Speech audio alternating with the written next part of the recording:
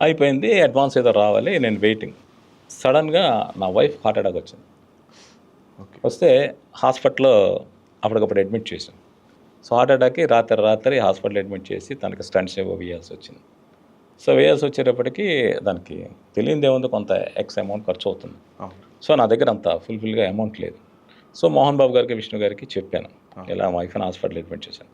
మోహన్ బాబు గారు ఇమ్మీడియట్‌గా అకౌంట్‌తో నాకు ఒక అమౌంట్ పంపించారు.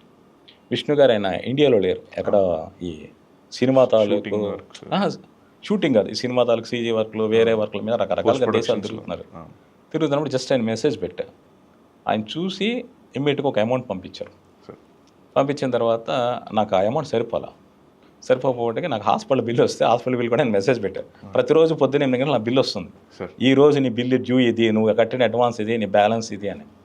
సో, నేను ఆ బిల్ ఆయనకు పంపించాను. పంపిస్తే బ్యాలెన్స్ అమౌంట్ ఏదో ఆయన క్లియర్ చేసి నాకు డబ్బులు అమౌంట్ వేయించారు.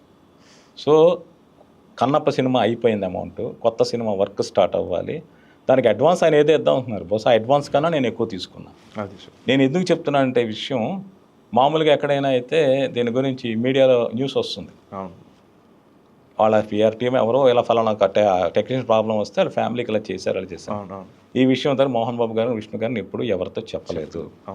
నేను కూడా ఇప్పుడు ఎందుకు చెప్తున్నానంటే, వాళ్ళ దగ్గర పనిచేసే విషయం, స్టాఫ్ పట్ల వాళ్ళు ఎంత కేరింగ్ ఉంటారన్న విషయం చెప్పడం కోసం.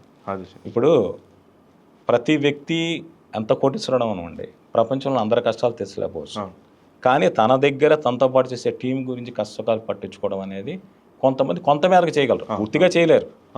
బట్ ఆ విషయంలో మోహన్ బాబు గారు, విష్ణు గారు రెస్పాన్స్ ఇది.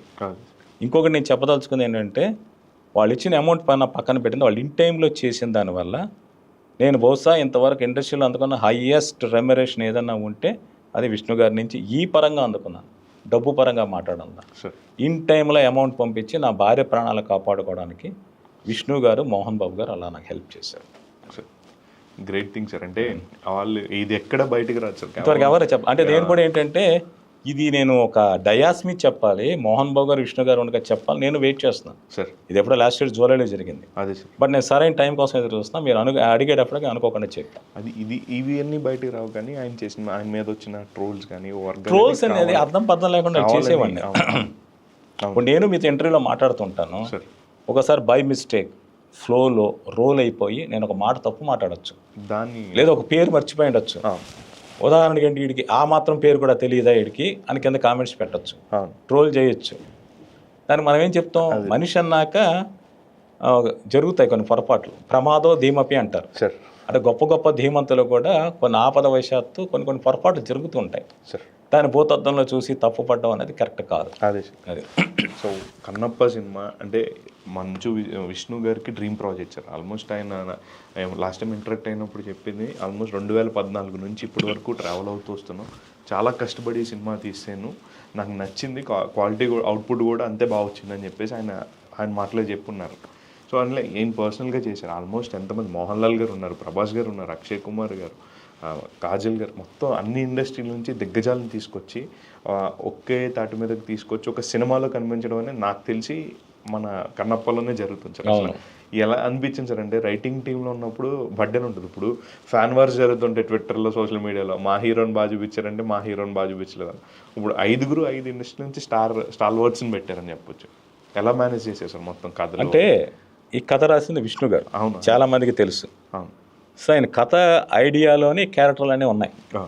సో ఆ సీన్స్ డెవలప్ చేయడం కావచ్చు, వాటికి డైలాగులు రాయడంలో కావచ్చు, లేక డిజైనింగ్లో కావచ్చు, మా అందరి టీము, మా అందరి కృషి కూడా ఉంది. కానీ మేజర్గా క్రియేట్ చేసింది విష్ణు గారు. సో మీరు అనుకుంటే ఫ్యాన్స్ వారు ఏం జరగవు. ప్రతి ఆర్టిస్టు వాళ్ళ ఫ్యాన్స్, వాళ్ళ అభిమానించే వాళ్ళందరూ కూడా చాలా ఎంజాయ్ చేసేలాగా, వాళ్ళకున్న ఇమేజ్ని మరింత పెంచేలాగా, వాళ్ళ మీద ఉన్న రెస్పెక్ట్ 10 అయ్యేలాగా సినిమాల పాత్రలు ఉంటాయి, క్యారెక్టరైజేషన్స్ ఉంటాయి, వన్ ట్రీట్ చేసిన విధానం ఉంటుంది. అదే సార్. ప్రభాస్ గారు అంటే అప్పుడు ఏషియాలోనే బిగ్గెస్ట్ స్టార్ సార్ ఆయన. ఈ విషయం అంటే ఇదివరకు మనకి హాంకాంగ్ నుంచి తెలుగులో సినిమాలు వచ్చేవి సార్, ఒక బ్రూస్లీ, ఒక జాకీ చాన్. అలాగా ఇప్పుడు మన తెలుగు నుంచి వచ్చిన ప్రభాస్ గారు ఒక హాంకాంగ్ నుంచి వచ్చిన బ్రూస్లీ, జాకీ చాన్ మనకి ఎంత ఫేవరెట్ స్టార్స్ అయ్యారు. అలా జపాన్ కావచ్చు, లేక వేరే కంట్రీస్ కావచ్చు, వాళ్ళందరినీ ఆ స్థాయిలో అలరిస్తున్నారు ప్రభాస్ గారు. సో అలాంటి అంత పెద్ద